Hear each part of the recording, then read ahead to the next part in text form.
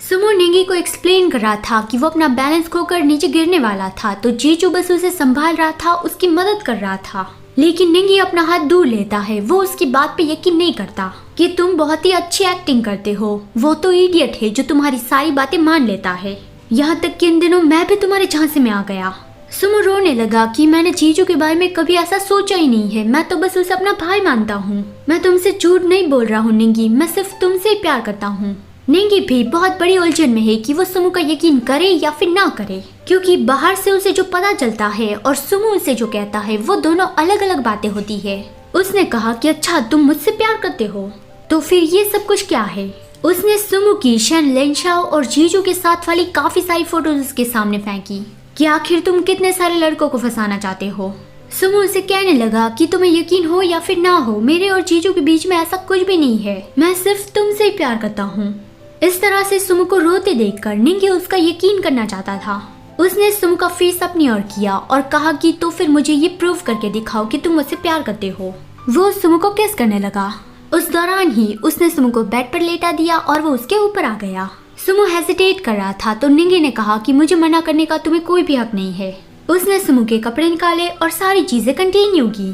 पहले उसके pheromone gland पर बाइट किया और फिर उसे नोट किया।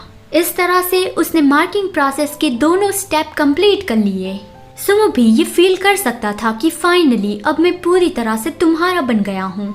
अब निंगी ने सुमो को मार्क कर लिया है, तो वो अब निंगी का ओमेगा बन गया है।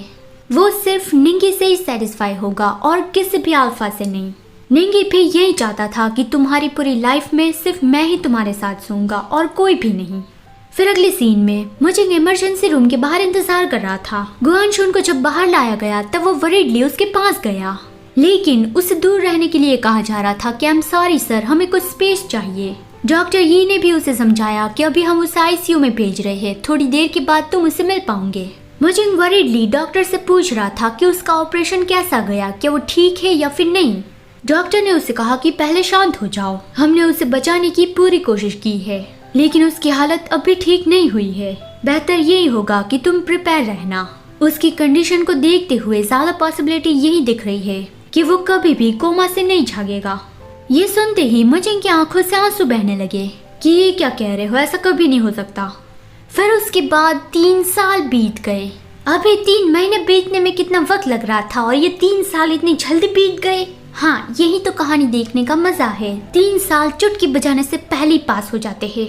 तो 3 साल बीतने के बाद हमें दिखाया जाता है एक फ्लावर शॉप। वहाँ पे सुमो और सुमो के ओमेगा डैडी सुहान काम कर रहे थे। सुमो ने मोबाइल में नोटिफिकेशन देखा कि एक नया ऑर्डर आया है, 520 व्हाइट रोज मिस्टर सुहान के लिए। सुमो सुहान की टांग खींचता है कि हमारे चार्मिंग मिस्टर सुहान की वजह से ही हम इतने सारे पैसे बना पा रहे हैं।